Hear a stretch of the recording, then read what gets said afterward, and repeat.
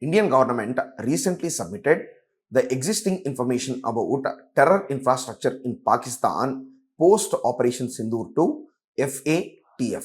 FATF is none other than Financial Action Task Force set up by the G7 countries and sharing its headquarters with the OECD countries in Paris. In fact, FATF is an organization of nearly 39 member countries, and it in fact monitors various jurisdictions across the world for anti-money laundering activities and counter-terror finance activities. In fact, FATF doesn't go by case-to-case basis. It in fact evaluates the jurisdictions of the countries on the basis of its 40 plus 9 recommendations. If a country follows all the 40 plus 9 recommendations, then it is a country which is compliant with anti-money laundering and counter-terror finance. But if in any country there is a compromise on the 40 plus 9 recommendations, initially as a warning, FATF plenary puts the country in the grey list. Grey list is usually considered as a warning list, and once the country is put under the grey list, then automatically what happens is there would be requirement of additional compliance requirements whenever the country is accessing international finance.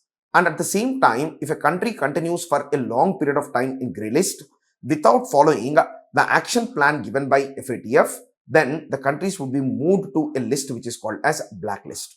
Once they are moved to the blacklist, there would be immediately call for action against the country, which will include things like imposing economic sanctions, not trading with the country, and along with that, not permitting the country to access international finance. It means that if a country is placed in the grey list, it would or there would be restrictions against access to international finance in the form of additional guarantees. But if a country is put in the blacklist, then it cannot access any international finance, primarily because of the economic sanctions which will be imposed on the said country.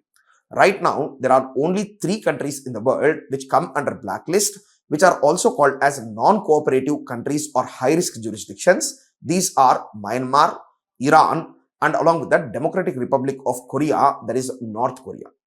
And if you observe, grey list contains numerous countries ranging from Algeria, Yemen, and other countries, and our dear neighbor Pakistan has been in and out of grey list for 3 times in its past. First and foremost, it was put in the grey list in the year 2008. It was able to convince and come out in 2009. Then it was included in 2012 and it was able to convince and come out in 2015. Then it was included in 2018, and for a 4-year period it was present in the grey list, and only in the year 2022 it was able to come out of the grey list. And if you observe this, in Pakistan, because of its outright support to terror and terror financing, it has been put in the grey list. And after that, it was given an action plan, and it was able to implement 26 of 27 recommendations, which led to its removal from the grey list. And the Indian agenda right now is to take Pakistan back into the grey list, primarily because there are many links that have been explored by the Indian government between terror organizations operating from Pakistan and the Pakistani military and government. So our effort today is to make Pakistan be designated as an international terror capital and to project the terror finance linkages between the government and the terrorist organizations in Pakistan.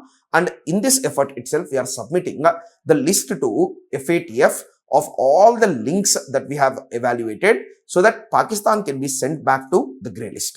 And once it is sent back to the grey list, naturally, Pakistan is again going to be given an action plan, and along with that, an Asia Pacific group is also put as a monitoring agency for the Pakistani action plan. And if action plan is provided, then naturally Pakistan would be forced to withdraw the linkages between terrorism and Pakistani state. Thank you.